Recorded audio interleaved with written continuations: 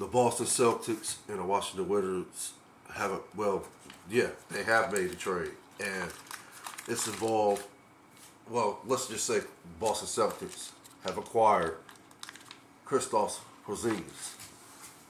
So basically, it's not even really a question. For me, it's more like, is this a good fit? And I ain't gonna say this is hard for me because I would like to think offensively, it'll be a good fit. Now, whether it'll be a great fit to a point where Boston can finally break through and win Jason Tatum, Jaylen Brown, and the rest of the crew, they can finally break through and win a championship. I'm just talking about this particular Boston team. We all know the history of the Boston Celtics teams. They're champions. Been champions for the longest. Bill Russell, do I even need to speak on that? Bill Russell alone has brought 11 championships to the franchise. So, championship pedigree. One of the pioneers of winning NBA championships as far as an organization, players, and coaching, right? So, Boston is just basically a legendary franchise. So, we know anytime you put on a Boston Celtics uniform, that's what's expected of you, winning championships. So we're not even gonna get into all that. But I'm just saying, this particular Boston team, I believe that the question I'm asking is it a good enough fit for this particular Boston team with Jason Tatum, Jaylen Brown, and the rest of the crew? Is the Kristaps Porzingis acquisition, is this good enough to catapult them to winning next year's NBA championship? And for me, I don't know. I can't even. I just don't. The thing about Kristaps Porzingis for me over the years is the questions I've always asked is, offensively he's very talented. He's a good player. He's 7'3", and dude got post game. Not post game. He got turnaround, fadeaway jump shots. He can shoot the three at the high level. He can shoot the three. I'm gonna say it like this. I'm not sure if he can shoot at the highest level. I didn't check my notes on his percentage from the 3-point line, but I just know he's a threat to make. He's a threat from out there, and he's more of a perimeter, mid-range type player, if that makes sense. Does he have post moves? I could be wrong, but I haven't really seen him, utilize post moves all like that. But again, I could be wrong. But for me, basically, he's a good player. I'm going to say that. Kristaps Porzingis is a good player. Is he a star player? I don't know. He's only 27, so I guess you could say he still has potential to be either a star player or a superstar player. Maybe, playing with the Boston Celtics this up-and-coming season, maybe he'll finally break through with his potential, right? Because when he got drafted, his ceiling was high. His potential was like, you could be that guy on a championship team, right? The number one guy. You could be a superstar, potentially one of the faces of the NBA. This is when he got drafted. But as the years progress with his career, regarding his career, the knock on him is his injury history. Like they always say, the best availability is availability. And regarding his career, he has not been on the court that much, or he has not played enough games consistently to where he's being looked at as that type of guy, the superstar player, the guy on the number one guy on a championship team.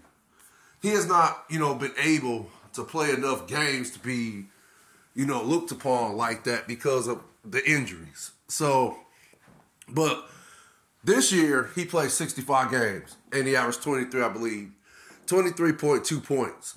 Okay. Now that's like, everybody's like, okay, well, he played 65 games. So yeah, okay, yeah. I think okay, this is what I want to say. For him to play 65 games, yeah, that's like, oh my goodness. Okay, he might be just getting started as far as his potential, right? As either being the number one guy star, superstar player on the team. So, everybody was, applauding and, everybody was like, thinking positive about his future going forward because he played 65 games this season. And he averaged 23.2 points. But, again, and I think he averaged 8 rebounds also. But, again, for me, yeah, his history with injuries is in question for sure. But I don't know. They say that I believe this season he's one of the best defensive players in the NBA. I believe his rating, I want to say his rating is 103.2. Could be wrong, but yeah, 103.2. That would be his defensive rating. But I could be wrong about that. I have to check my notes on that. But for me, I don't know. I haven't really seen him be that much of an impact on defense to a point where I could look at this Boston Celtics team now and say, oh, okay. They might come out. They should be projected as, heavy favorites to win next year's NBA championship, right? I mean, again, offensively, yeah, it's a good fit offensively. But they lost Marcus Smart. So, okay, you got to go get another guard that can defend at the level that Marcus Smart did for the Boston Celtics throughout the years. They still need another wing player. I think Malcolm Brogdon is coming back because the trade for him didn't fall through because of his injury he had this season, right? So, yeah, okay. I believe Malcolm Brogdon is coming back. So okay, now you got your point guard, right? Malcolm Brogdon is a good player. He could, he's a good floor general. He could play the point, and it's a good fit for Boston. So now you still got your point guard. But I don't know. I just got a feeling that it's gonna hurt them in the long run as far as in losing Marcus Smart. Now, if you would have told me if they could have kept Marcus Smart, then I probably could look at it and say, okay, yeah, this is going to be a good enough fit for them to win a championship, if that makes sense. With the acquisition of Kristaps Porzingis, right? So, yeah, you would have, if they could have kept Marcus Smart, you have a lineup of Marcus Smart, Kristaps Porzingis, Jason Tatum, and Jaylen Brown. And, oh, man, I don't know. I don't know about Robin Williams III starting. Unless you just going to solely look to him as being just a defender and a rim protector. If that makes sense. But, I mean, Robert Williams III, he's cool. He's he's a good player too. But I don't know if you would want to go with a lineup like that against a Denver Nuggets team that has won the championship this year. And they did it on all phases of the game, as far as in, fundamentals, utilizing the team concept and so forth. So I don't know if you want to throw a lineup like that at the Denver Nuggets, who are the current NBA world champions and got the best player in the NBA, Nikola Jokic. So I don't know if you want to throw a lineup like, and then that's the thing for me, can Kristaps Porzingis guard Nikola Jokic? I mean, again, you still got in my opinion, you still got an issue as far as okay, yeah, you got this 7'3" guy who can shoot and score, and he averaged 23 points, but what did the Joker average? The Joker averaged, I believe, 24 points. I want to say he averaged a triple-double, but I could be wrong. I like to think he averaged a triple-double in this year's playoffs, and on par of them winning the NBA championship.